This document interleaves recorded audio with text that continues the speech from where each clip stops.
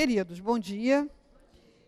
Vamos fazer agora a apresentação desse trabalho, o método de autocura. A gente vai ter uma conversinha aqui inicial para apresentar o método como um todo e vamos trabalhar uma questão que é primordial para a nossa saúde psíquica, mental, espiritual, que é a autoestima. Esse trabalho ele faz parte de um projeto que se chama Projeto Viver em Plenitude, né? Então, assim, é um projeto que tem a proposta de disponibilizar para as pessoas em sofrimento recursos para auxiliá-la nesse processo de sair de dentro do quadro de sofrimento e expandir, né? Descobrir o mundo que ela tem à sua disposição, os recursos que ela tem à sua disposição e colocar em ação. Uma das coisas que a gente vai estar comentando aí ao longo dos passos é a questão que o sofrimento faz a gente ficar muito focado, né, de olho no umbigo, né, pensando no problema, mergulhado no problema, envolvido pelo problema e esquece que tem um mundo lá fora, esquece os recursos que tem à sua disposição, esquece que é um ser criativo, que pode fazer muitas coisas, né, que pode desenvolver muitas coisas em seu benefício. Então, o projeto Viver em Plenitude é um projeto no qual esse trabalho de transmissão do método de autocura está inserido, mas que tem propostas mais amplas, né, voltados para todos aqueles em sofrimento de qualquer natureza. É sempre importante a gente lembrar que esse conteúdo se baseia no livro Plenitude, da Joana de Ângeles. Então, é muito importante que as pessoas já comecem um processo, não é, de leitura desse livro, de trabalhar essas ideias, a partir da fonte, né? Então, de onde vêm essas ideias? Né? Da cabeça da Luzia, né? Essas ideias vêm do livro Plenitude, da Joana de Ângeles. E nesse livro, Joana de Ângeles estuda o sofrimento e se baseia em algumas fontes de conhecimento que, na aparência, são muito diferentes, mas que têm muita coisa em comum, que é a alma humana, né? Então, ela vai construir o pensamento de autocura baseado na psicologia junguiana, no budismo, no espiritismo, obviamente, né? E faz uma conjugação desses pensamentos em favor de propor ao ser humano alguma coisa mais ampla, mais abrangente, bem mesmo na linha do movimento atual em direção à medicina holística, né? Em direção a uma medicina que não fragmenta a pessoa em órgãos, né? O fígado, o cérebro, o não sei o quê, tudo integrado do ponto de vista físico, mental, psíquico e, para nós, espiritual também, né? O Nuno Cobra tem um livro chamado Semente da Vitória, que é um livro que a gente usa muito para embasar as propostas do cuidar do corpo, né? Foi dele que a gente tirou as ideias que a gente trabalha de maneira mais direta quando chegamos nesse momento de falar do corpo. Alimentação, sono, exercício, coisas básicas, né? E ele tem uma frase que diz assim: o meu método é responsável pelo trajeto. É a própria pessoa que o percorre. Então, a gente pode pegar essa mesma afirmação do Nuno Cobra e trazer para a proposta de Joana de Ângeles, né? Quer dizer, nós vamos estar apresentando um trajeto. Agora, nós aqui ficamos numa situação curiosa, né? Porque, à medida em que a gente apresenta o trajeto, a gente também anda nele. Embora, às vezes, as pessoas esqueçam disso, né? Elas estão propondo o trajeto para os outros como se já tivessem aprendido tudo. Mas eu tenho a noção clara de que eu estou passando e caminhando ao mesmo tempo. E acredito que o Nuno Cobra também, porque se ele for falar de alimentação para uma pessoa e ele mesmo estiver fisicamente desequilibrado, não vai convencer ninguém, né?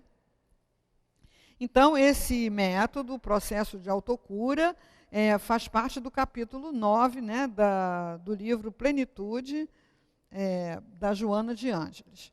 É sempre bom eu contar uma breve historinha, né, até para dar uma força, né, para aquelas pessoas que estão travando conhecimento com essa proposta agora, que esse conteúdo eu descobri no momento em que eu tive câncer, né? Então, como eu já tinha muito tempo de casa espírita, eu buscava aqui o atendimento dos companheiros e eles olhavam assim para mim, como assim, o que eu vou dizer para a Luzia que ela já não saiba, né? Falar de reencarnação, falar de sobrevivência, ficava uma coisa meio complicada. E assim, um dia eu entrei ali na livraria, né, com essa questão, né? O que está faltando para mim? Né? O que está faltando eu saber que eu não saiba nesse momento? E foi com esse questionamento que eu peguei esse livro ao acaso e abri nessa página ao acaso. Para quem acredita no acaso, o acaso é um barato, né?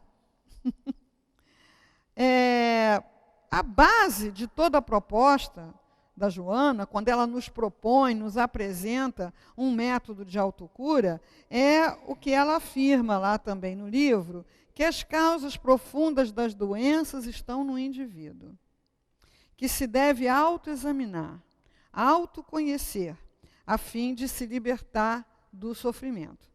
Então, dessa afirmação dela, a causa do sofrimento está no indivíduo. Parece uma coisa óbvia, né? Parece que todo mundo sabe disso. Mas a gente, olhando para a gente mesmo e conversando com as pessoas, a gente vê que a maioria de nós ainda tem um dedinho apontado para fora, aonde localiza a causa do seu sofrimento, né?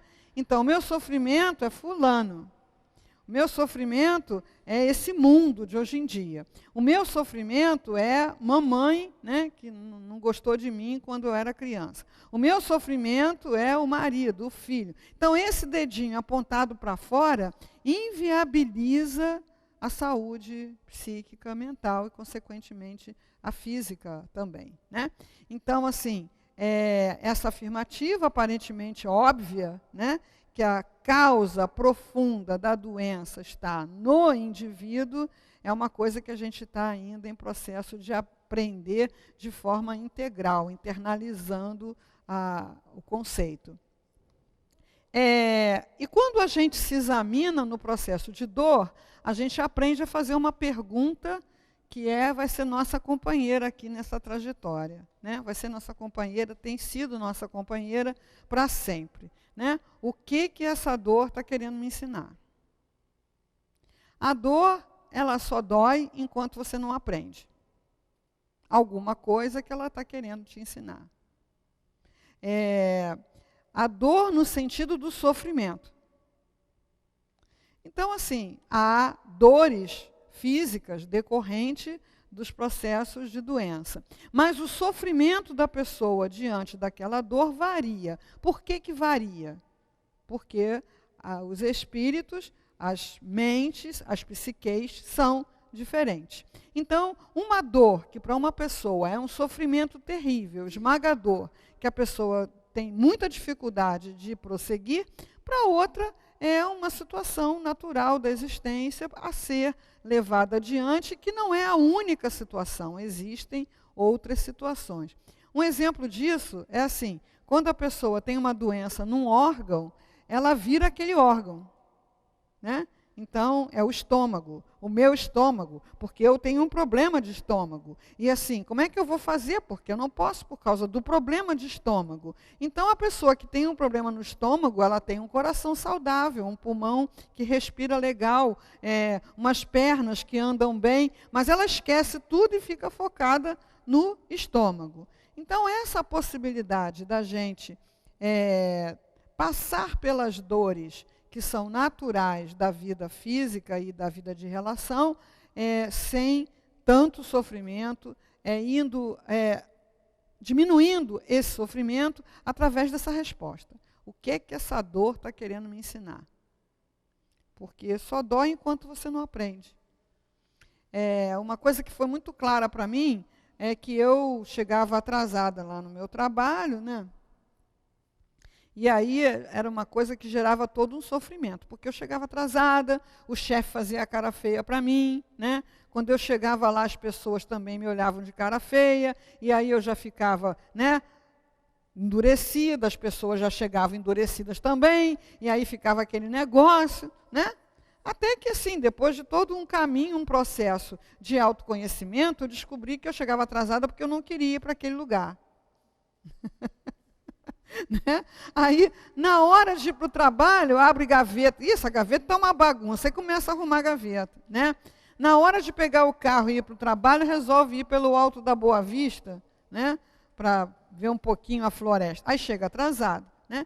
Então, assim, dá para sair desse trabalho agora? Não, não dá. Eu preciso dessa grana. Então, trabalha direito, porque ninguém tem culpa disso, né? Não é? Aí, mas só a partir do autoconhecimento, porque eu vi e vejo até hoje, né, muitas pessoas reclamando do chefe, reclamando das pessoas, né, o público que eu atendo é isso, é aquilo, o meu chefe não sei o que lá, todo um sofrimento por falta de autoconhecimento. Então, a partir do momento em que eu enxerguei essa situação e comecei a chegar na hora, o chefe ficou meu amigo, ainda me chamava para um cafezinho, né? Eu chegava lá no meu setor, as pacientes tinham até uma reação de surpresa. Chegou cedo. Né? Ficava todo mundo descontraído, acabou o sofrimento, a partir do processo de autoconhecimento. Então, assim, a forma eficaz, nos diz Joana de Ângeles, para que cessem os sofrimentos, deve atingir o princípio gerador, o espírito. Se o espírito, a psique, não operar as transformações, você vai no médico, muitos casos a medicina vai resolver, graças a Deus, né? Mas o sofrimento vai continuar. Ele vai se deslocar dali para outro lugar.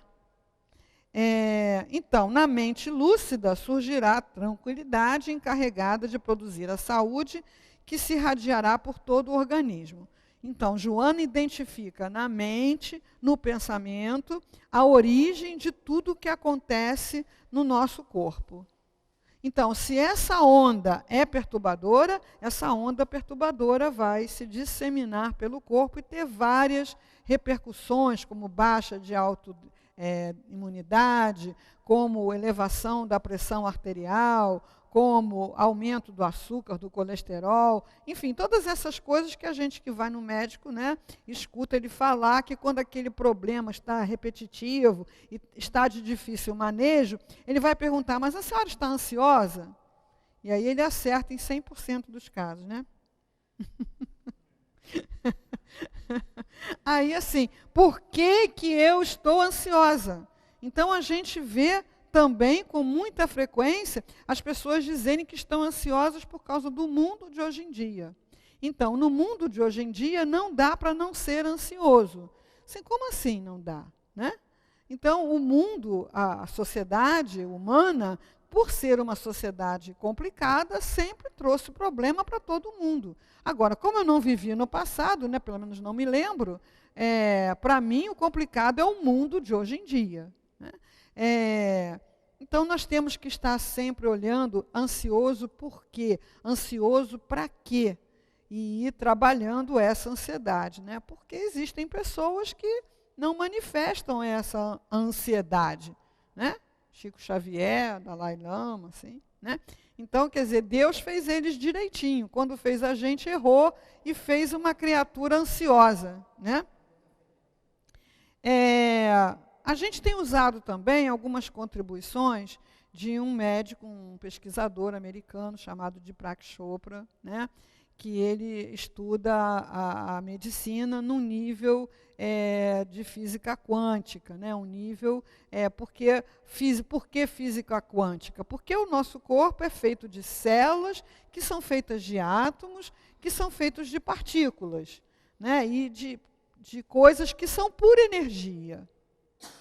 Então, se o nosso corpo é pura energia, e o pensamento é que gera essas ondas que se comunicam com essa energia, ele fala justamente que é na mente que está a fonte, não é, da cura, o momento em que o pensamento age sobre a energia, e a energia age sobre os átomos agem sobre as moléculas agem sobre as células, e assim por diante, né? Nós criamos recentemente um desdobramento dos passos originais propostos por Joana de Ângeles. Então, nesse capítulo 9, que a gente citou de início, Joana nos apresenta 4 momentos de trabalho, que eu vou falar daqui a pouquinho, né? Nós acrescentamos autoestima, acrescentamos projeto pessoal, acrescentamos sentimentos que curam e acrescentamos perdão e auto-perdão. Agora, acrescentamos esses passos, mas o conteúdo a gente foi pesquisar na obra da Joana de Ângeles, encontrando os momentos em que ela falava sobre isso, e aí ampliamos. É uma questão, a gente não inventou nada, não. É uma questão de desdobramento. Por que a autoestima? Né? Depois dessa visão geral, eu vou me deter um pouquinho na questão da autoestima. Porque se a pessoa não gosta de si mesma, quer dizer, ela não gosta desse doente que ela vai cuidar, fica difícil. Porque toda a proposta cuida desse doente. Vê o que é melhor para ele. Tenha uma generosidade, uma dedicação com esse doente. Proteja esse doente. Ame esse doente. Então, se a pessoa não tem autoestima, fica complicado. A pessoa não se defende, a pessoa não se cuida, a pessoa não é generosa consigo mesma, a pessoa acha que qualquer dedicação, qualquer mimo, qualquer cuidado, se é só para ela, não tem sentido. Então, não dá para a pessoa se aplicar na aplicação do método de autocura, se não for desenvolvendo paralelamente um amor por si mesmo, né? Um afeto, uma ternura, um carinho, uma proteção para si mesmo. A gente acrescentou o projeto pessoal, porque a gente começou, a gente fala brincando assim, né, que um monte de gente está na sala de espera da morte. O que é a sala de espera da morte? É aquela vida por viver. A pessoa só está viva porque ainda não morreu. Se você perguntar, o que você vai fazer daqui a 1 ano? Branco, total. Se você perguntar 5 anos, eu não sei nem se eu estou vivo até lá. Né? Quer dizer, o estudante que entra na faculdade também não sabe se vai estar vivo até lá, são 5 anos que ele tem pela frente. Então, a gente não tem que se preocupar se está perto de morrer ou longe de morrer, porque a gente simplesmente não sabe. Né? Imagina se soubesse, aí mesmo que a gente, é tal dia, fica lá sentado. E tem coisas paradoxais, né, do comportamento humano, que é a pessoa se matar porque descobriu que tem uma doença mortal. Né? Então, assim, tanto medo de morrer, a pessoa vai lá e morre. Então, um negócio bem complicado. Projeto pessoal é o nome do passo. Então, nós temos que começar a sonhar para nós mesmos, a imaginar algo que seja bom para nós mesmos, gostoso para nós mesmos, legal para nós mesmos, sem nos preocuparmos com essa coisa de que o tempo, se eu vou ter tempo, se não vou ter tempo. Por que não é necessário se preocupar? Porque no momento em que você faz um projeto para você, no momento em que você imagina fazer alguma coisa para você e por você, você já está noutro campo diferente. Você já saiu da sala de espera da morte. Você já está dando um sentido para a sua vida. Então, o sentido existencial é a base da psicologia do Viktor Frankl, que a Joana de Ângeles cita no livro, não é, que foi aquele psiquiatra que ficou no campo de concentração. E no campo como prisioneiro, né? Então, assim, no campo de concentração, ele começou a observar o comportamento e vendo que aquelas pessoas que tinham um forte sentido existencial, quer dizer, uma razão para resistir àquilo ali, o objetivo de quando sair dali, fazer alguma coisa que era muito importante, elas tinham mais resistência, elas tinham mais capacidade de fazer frente àquela situação tão terrível, né? E quando ele saiu, ele publicou o livro, né, um psiquiatra no campo de concentração, psiquiatra ou psicólogo, agora fiquei meio na dúvida. Mas se você colocar lá no São Google, né, que é uma coisa maravilhosa do nosso tempo, você vai achar. E a base é isso, né? A vida para ser saudável tem que ter um sentido existencial. Então, assim, quando a gente é criança, a gente é pleno de sentido. Você pergunta para a criança o que ela quer quando crescer, ela tem várias respostas. Quando a gente é jovem, a gente tem a vontade de casar, de estudar, de se formar, de ter sua casa. E quando a gente tem filho pequeno, a gente tem a coisa de criar, de dar conta, de formar, de educar, não sei o quê. E depois, bum, cai no vácuo, assim, né? Fica lá perdido no espaço. E é um campo muito favorável à instalação de doenças e muito difícil de se alcançar a saúde. Então, a gente inseriu o projeto pessoal. A gente inseriu também os sentimentos, porque a gente começou a ver, né, que as pessoas adoecem de determinados sentimentos. E que é preciso que a gente coloque isso em evidência para poder ver o que tem que ser feito. Qual é o tratamento? Qual é o tratamento para o medo? Né? Qual é o tratamento? Qual é o tratamento para mesmice, para aquela vida sempre igual? Qual é o tratamento para a desesperança? Qual é o tratamento para aquelas pessoas que não têm tempo? A pessoa não tem tempo nenhum, não tem tempo para nada. Tem tempo, não dá tempo, nada dá tempo, né? Então, a gente começou a embasar esse enfoque, né, que esses sentimentos adoecem e que o tratamento são os sentimentos opostos.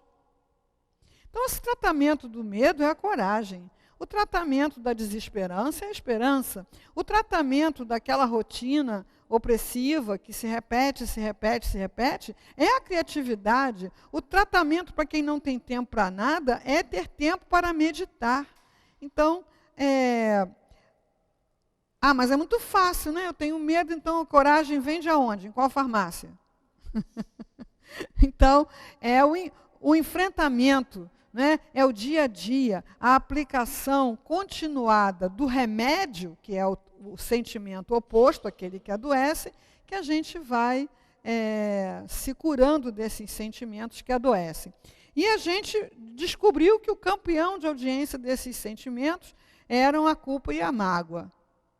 Então, a pessoa que se sente culpada ou ressentida, ela não pode ser feliz.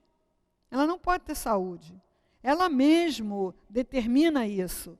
Então, ela não pode ser feliz porque ela é culpada, precisa sofrer.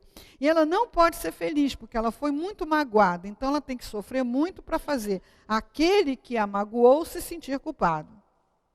Então, a pessoa não aceita verdadeiramente uma proposta de uma vida nova, de uma vida saudável, de uma vida feliz, porque ela está culpada ou ela está ressentida. Então, a gente inseriu um dia só para falar de culpa e, consequentemente, de auto-perdão e perdão, né, quando se fala do ressentimento.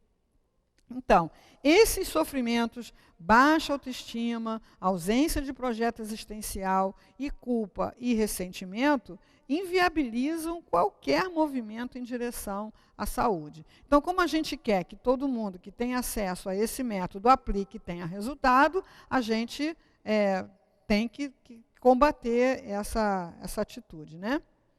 Então, Joana de Ângeles começa o seu capítulo falando que para ter saúde é preciso querer. E isso nos coloca nessa questão, né? E tem alguém que não quer ter saúde? São os paradoxos do ser humano, né? Então, parece que é um absurdo, mas é uma coisa que a gente observa. Então, a pessoa tem ganhos na doença. Ganhos. E aí ela não consegue abrir mão desses ganhos. E para ter saúde, vai ter que abrir mão desses ganhos. E esses ganhos, em geral, passam pela baixa autoestima. Então, quando é que a saúde tem ganhos? Quando eu acho que eu sou uma pessoa tão desinteressante, que eu sou uma pessoa tão coitadinha, que eu sou uma pessoa tão sem graça, que se eu não estiver doente, não vai ter ninguém perto de mim. Então, eu nunca posso estar bem. As pessoas ligam, né? E aí, como é que vai? Hoje estou com uma dor de cabeça horrível. Né? Aí a pessoa nos indica uma medicação, um chá, um médico. Melhorou? Melhorei, mas aquele remédio que eu tomei para dor de cabeça acabou com o meu estômago. Aí começa, né? E aí, depois do estômago, vem a pontada no pé, a prisão de ventre. Enfim, a pessoa não quer ter saúde. E uma coisa que uma vez me chamou a atenção também é a questão da perícia, né, no INSS, que o doutor tem que ter segurança, porque quando ele dá alta com as pessoas querem bater nele. Né? Por quê? Porque a pessoa não está trabalhando e está ganhando o salário. Então, se ela ficar boa, se o médico disser que ela tem saúde para trabalhar, ela fica brava, porque ela vai ter que trabalhar para ganhar o dinheiro. Então, sabe, o doutor trabalha com segurança ali, porque tem gente que quer matar. Inclusive, uma amiga minha que trabalha no INSS, ela falou que o médico não dá o resultado direto para a pessoa, não. A pessoa sai da sala sem saber o que ele resolveu. Então, assim, que pessoas preguiçosas, né? Não! Boa parte dessas pessoas realmente, se tem tão baixa autoestima, em tão baixa conta, que acha que não tem condição de se manter, que não tem condição de trabalhar, porque tem pressão alta, por exemplo. Ora, eu também tenho pressão alta, milhares de pessoas têm pressão alta. Imagina se essas pessoas todas ficassem em casa recebendo pensão do INSS. Né? Então a pessoa tem muito medo de ir à luta, de ir à vida, de ganhar seu sustento, e isso faz com que a pessoa prefira ser doente, prefira estar doente. Então, a liberação de uma enfermidade, se não produz o engajamento do paciente em atividades psíquicas e físicas positivas, faculta a presença de outras doenças. Então, assim, a pessoa pode até ter uma doença que vai lá, o médico, a medicina cura, estabiliza, né? Mas se a pessoa continua num processo de não desejar ser um ser humano saudável e produtivo, a enfermidade vai aparecer em outro lugar, né? Vai ficar assim, se deslocando.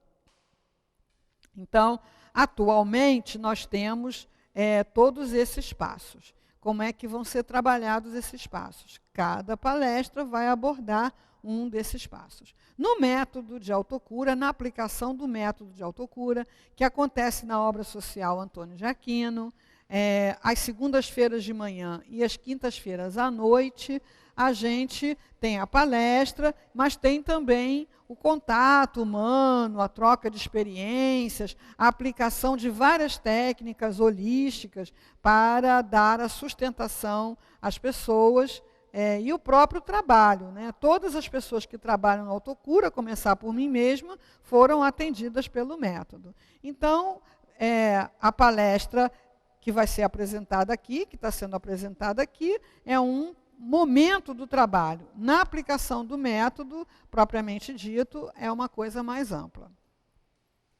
O resgate da autoestima, né, o primeiro passo, a concepção e engajamento na realização de um projeto pessoal, o cuidado e aplicação do pensamento no sentido da cura. Pensamento é onde tudo começa, é onde tudo acontece, né? E geralmente nós achamos que não temos controle, nem responsabilidade e nem poder sobre o que pensamos. Nós achamos que o pensamento é uma coisa que acontece à revelia da nossa vontade. E não é bem assim. Né? Buscar a Deus, que é o cultivo dessa espiritualidade que hoje está já sendo falada pela medicina, né? Todos os dias eu tenho notícia de mais um serviço, de mais uma pesquisa, de mais um estudo, falando sobre a necessidade da espiritualidade no manejo da doença. O cuidar do corpo, que eu já mencionei lá no começo, que é a gente otimizar todos os recursos que nós temos à nossa disposição para melhorar a saúde do corpo, né? A doação de amor, o amor entendido aqui como aquela força que alimenta a vida, que sustenta a vida, os sentimentos que curam, que a gente já comentou, e o perdão e o auto-perdão entendido como a higiene da alma, né? A limpeza da alma. Então, para embasar essa reflexão sobre autoestima, a gente se remete a Jesus, né? Amar ao próximo como a si mesmo. A gente está escutando isso, né? Há 2014 anos, lá, sei lá. Né? Mas a gente ainda está num processo, em geral, de ter o outro como referência. Então, o que eu faço? Eu faço um monte de coisa para o outro, que eu chamo de amor, que é para ver se ele gosta de mim. Isso gera um sofrimento danado, porque está na contramão, porque não está certo. Se você calçar um sapato apertado, o seu pé vai começar a doer. Por quê? Para te dizer que aquele sapato está apertado, que é para você trocar aquele sapato, que é para você tirar aquele sapato. Agora eu me lembrei de uma história de um bebê que chegou no pronto-socorro lá gritando, chorando, apertaram o ouvido, escutaram o pulmão, olharam a garganta, ninguém achava nada, tiraram a roupa do neném, e o neném gritando, sei lá, mas não tinham tirado o sapato. Na hora que tiraram o sapato, ele parou de chorar, né? Tadinho. Isso é uma história real, né? Foi contada por um pediatra. Então, assim, botaram aquele sapato tão bonitinho no pé do neném, né? Tadinho. E ele não tinha ainda o sistema nervoso desenvolvido para tirar o sapato. Então, quando nós estamos sofrendo por amor, nós estamos usando um sapato apertado. E o pé está doendo, que é para a gente ver se acorda para o fato de que o sapato está apertado. Porque o amor é a própria energia que cria e mantém a vida. Então, amor não pode causar sofrimento. Se causa sofrimento, e eu estou num processo de autocura, eu vou fazer aquilo que a gente conversou lá no início. Eu vou me perguntar, por que é que eu estou sofrendo nessa coisa que eu estou chamando de amor? E aí a gente vai ver que não é amor, é apego, é controle, é baixa autoestima. Então, a pessoa sacrifica um monte de coisa, a pessoa faz um monte de coisa para o outro, para ver se o outro diz, nossa, como você é boa, porque eu mesma não me acho boa. Nossa, como você é interessante, porque eu mesma não me acho interessante. Como você é boa amiga, porque eu mesma não sou amiga de mim mesma. Então, tudo isso que eu projeto para o outro na busca de um retorno é o reflexo da minha baixa autoestima. Porque o amor é uma coisa de doação, né? Vai. E quando vai, já passa por você e já faz o efeito que tem que fazer. Deus paga à vista. Eu brinco assim. Não é bom negociante, Deus. Ele paga à vista e cobra prazo. Olha só. E prazo longo, né? Então, quando Jesus colocou essa medida, amar ao próximo como a si mesmo, ele está falando uma coisa que, à luz da psicologia moderna, a gente vai entendendo bem. Aquela pessoa que não se ama, ela não é capaz de amar ninguém. Ela não ama ninguém. Ela controla os outros. Ela investe nos outros. Ela se apega aos outros. Então, para amar, precisa, sinceramente, desenvolver o amor por si mesmo, né? O Nuno Cobra também valoriza muito essa questão da autoestima, porque Nuno Cobra é um preparador físico. E quando a pessoa tem uma meta, um projeto nessa área, em geral, ela não acredita. Aquele projeto passa pela cabeça, mas ela logo desqualifica. Eu não vou conseguir, eu não vou dar conta, isso não é para mim, barará, barará, né?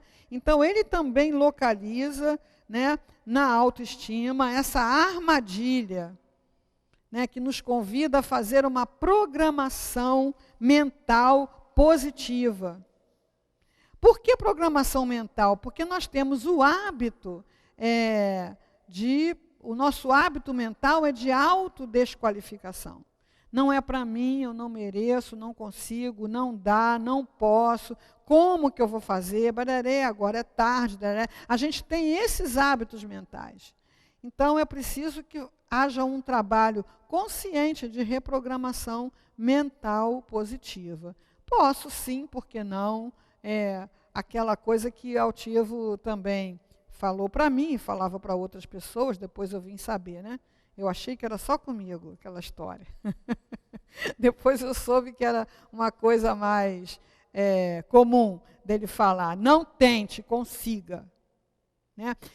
Essa frase, não tente, consiga, é uma frase terapêutica do ponto de vista da programação mental.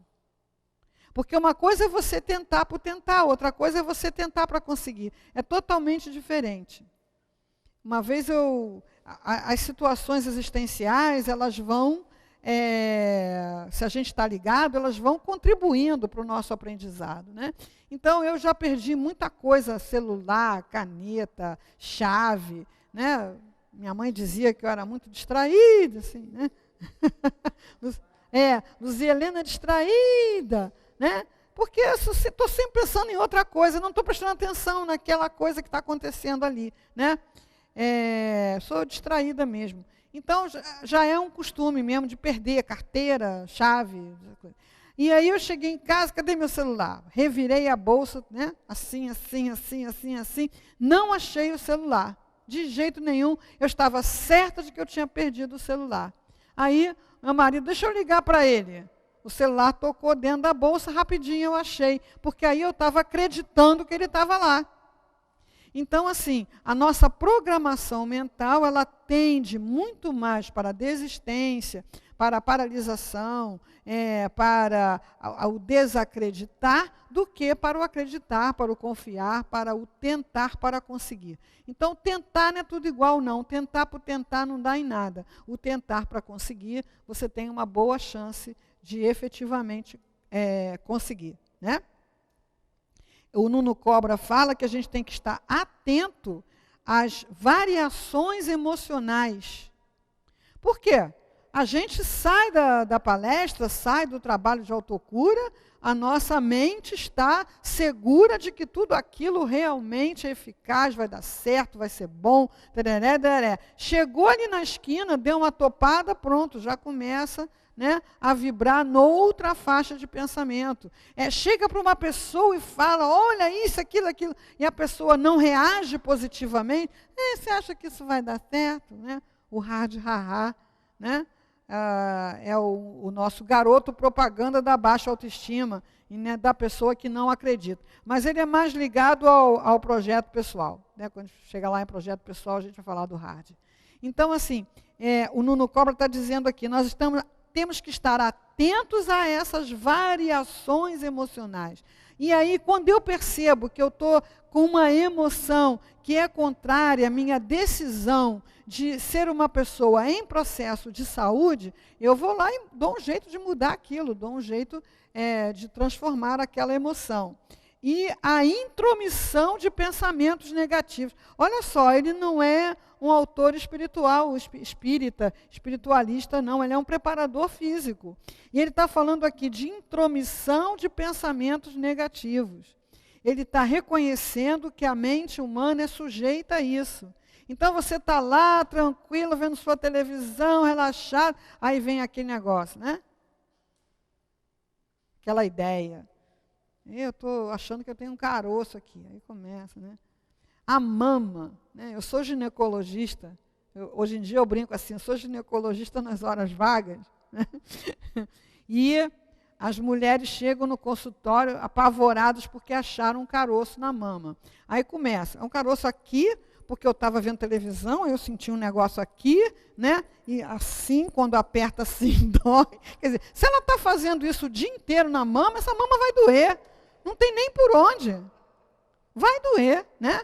E aí eu falei assim, menina, para de fazer, já sei, eu vou examinar. Não, mas é que começou assim, aí eu palpei aqui, aí o negócio veio para cá, né? Então aquilo pegou a pessoa distraída.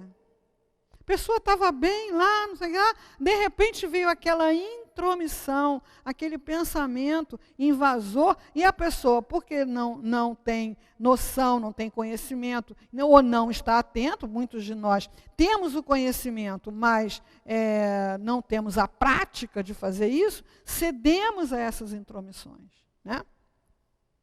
Então, nós temos que mentalizar a capacidade de realizar aquilo que a gente quer.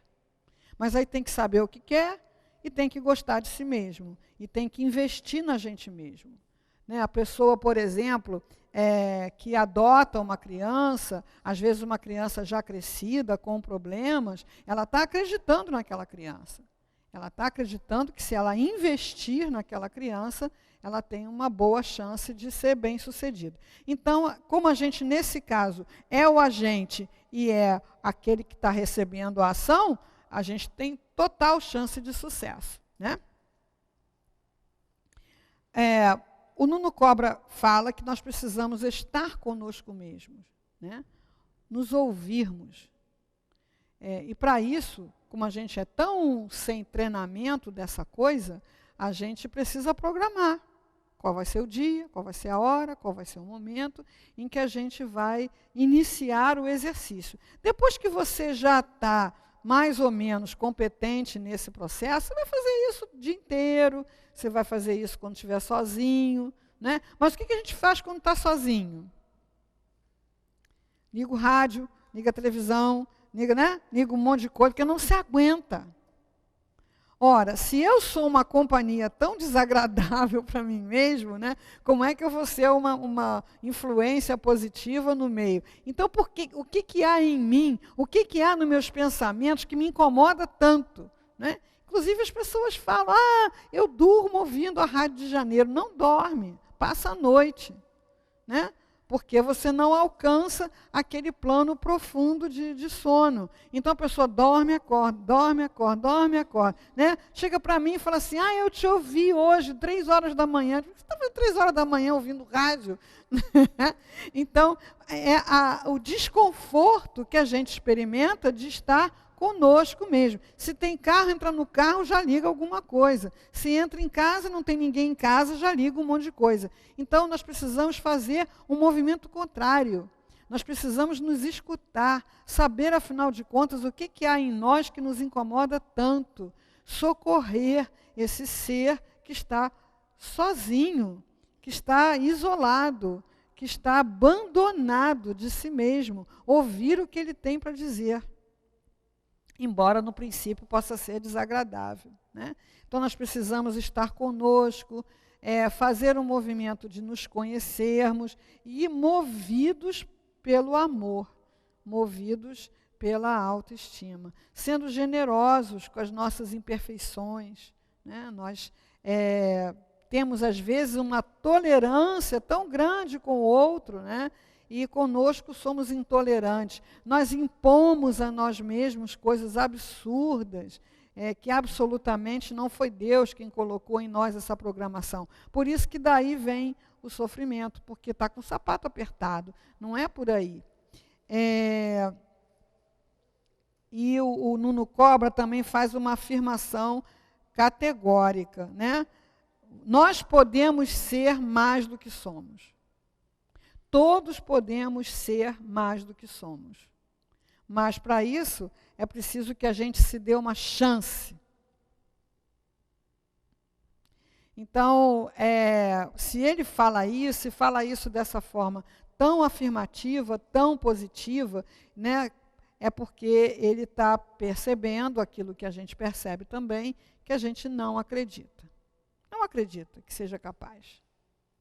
E já se coloca o limite antes sequer de tentar. Não consegue muitas vezes nem pensar que tentativa seria essa. Então a autoestima é fundamental. Ao longo da aplicação dos passos, nós vamos mobilizando sentimentos e providências e atitudes que vão demandar esse amor. esse cuidado. Então, antes de finalizar, a gente sempre gosta de diferenciar bem. Autoestima não é vaidade. Porque há uma confusão. Muitas pessoas têm medo de se lançar num trabalho de autoestima porque confunde com vaidade. Tem medo de se tornarem vaidosas ou de serem vaidosas, de estarem dando margem à vaidade. Então, a gente foi assim, em algum momento eu recebi uma cola, né? Uma cola bem simples e objetiva e direta. Qualquer pensamento de vaidade implica em comparação. Então, se eu olhar no espelho e gostar da minha imagem e dizer assim, caramba, até que eu sou bonitinho e tal, é autoestima. Se eu olho no espelho, mas eu estou muito melhor do que a minha cunhada, é vaidade. Né? Então, vaidade implica em comparação. Uma imagem que a gente nunca mais vai esquecer é da madrasta da Branca de Neve. Então, ela não ia para o espelho apenas para ter informação de que ela era belíssima. Ela ia para o espelho para saber se tinha alguém mais bela do que ela. Né? Então, assim, está comparando? É vaidade. Não está comparando, você está apenas se alegrando, né? Porque todos nós temos alguma coisa que se destaca, né? Meu cabelinho, meu olho, minha boquinha, né? minha cabeça, sei lá, né? O meu olhar, o meu sorriso. Então, se alegrar com as coisas que fazem parte da nossa identidade é autoestima. Passa a ser vaidade quando você compara. E a última coisa é o exercício. Então, em todos os passos, nós vamos propor exercícios para pôr em prática aquilo que a gente está propondo aqui na teoria. E o exercício da autoestima é um exercício para fazer no espelho, de preferência aquele espelho do banheiro, que é o primeiro onde você se vê, né, quando acorda de manhã. Tem gente que já se tem tão baixa autoestima que já tirou esse espelho, se tirou, torna a botar. Né? Tem gente que tem o espelho, até porque não mora sozinha, mas aí não olha, só olha para a pia. Né? Então, começar essa retomada de contato afetuoso consigo mesmo.